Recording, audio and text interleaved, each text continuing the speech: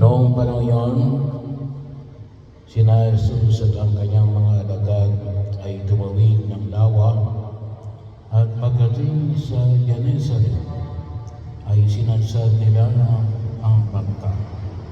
Paglunsad nila nakilala sila agad ng mga tao, kaya nagmamadaling nilibot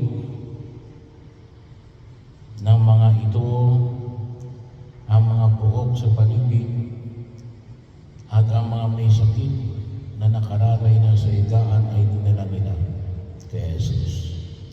Saan man sila napalitaan, naroon siya, at saan man siya dumating, maging sa nayon, lungsod o kabukiran, ay dinadala sa liwasan ng mga may sakit